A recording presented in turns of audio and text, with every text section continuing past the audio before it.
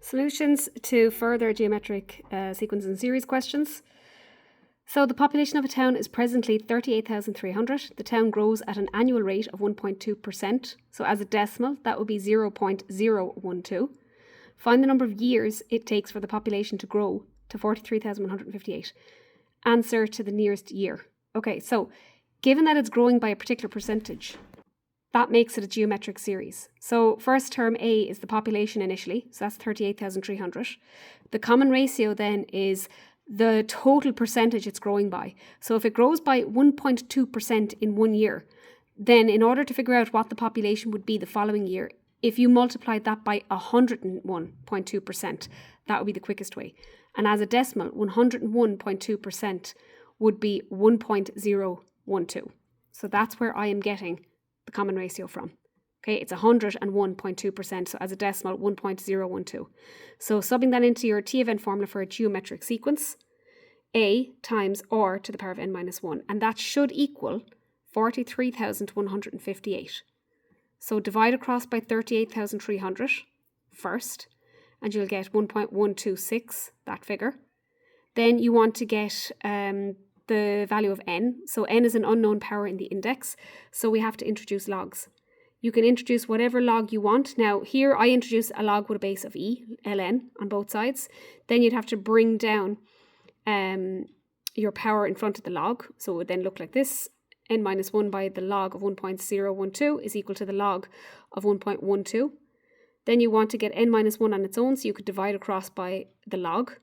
That will then leave you with n minus 1 is equal to the log of 1.126 divided by the log of 1.012 will give you this value. Bring over the minus 1 and add it on, and you'll get 11.01108. And they did say, give your answer to the nearest year. So I would round that up then to the 11th year. And the reason why I'm rounding up, rounding down even, it's not rounding up because it would be 11.01, rounding down because if you round up, you're going a year on. So we round it down to 11 years. You can check if it's correct by subbing it back in, but you'd have to sub in your non-rounded figure. That's the only thing. All right. You can introduce any log with any base at all. I just introduced the natural log, but it would have been a little bit quicker if you had actually introduced a log with a base of 1.012 on both sides, because then you would have instantly gotten n minus 1 equals. And the log of this number with a base of 1.012 would then end up giving you back your 10.0118 figure. Okay, so that was that was the only part to question 15.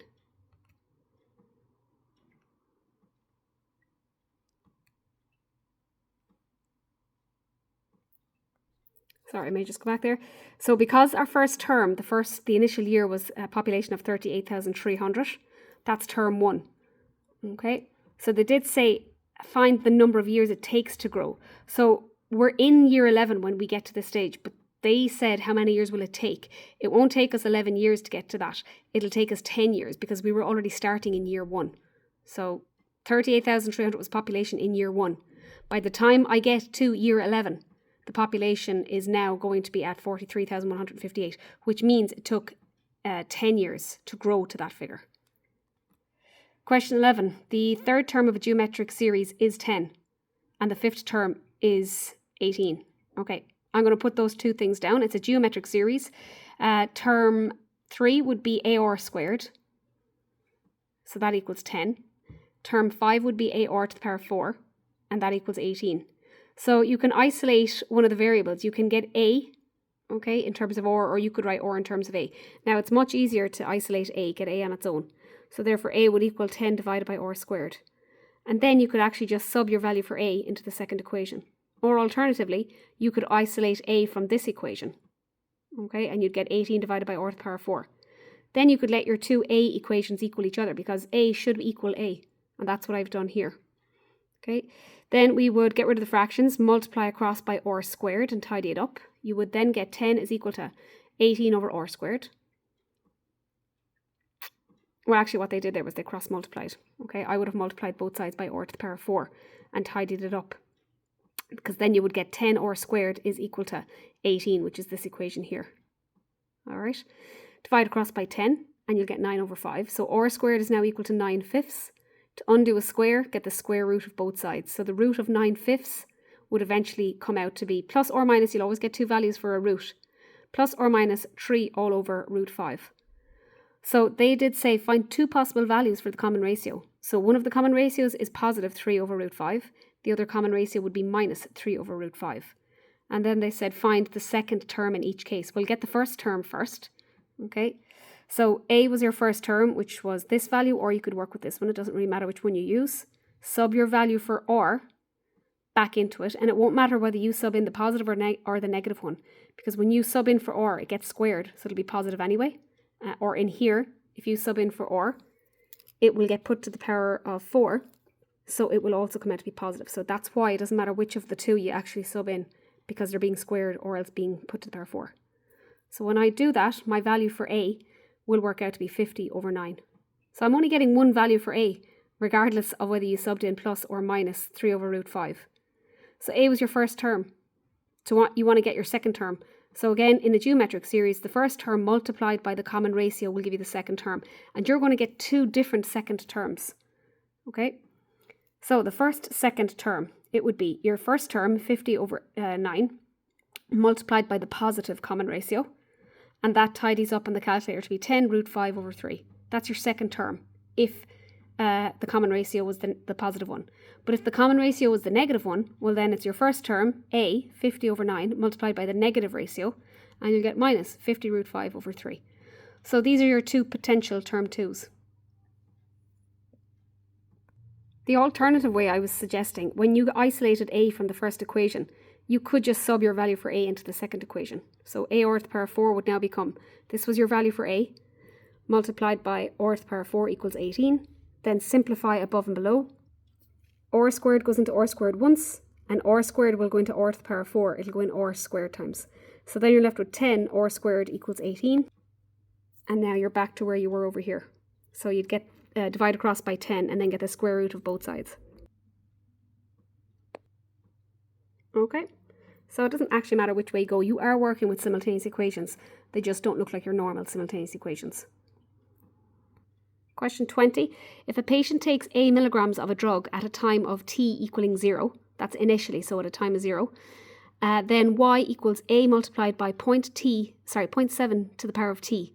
That gives the concentration left in the blood after t hours. So obviously as time passes by, the level of concentration is changing.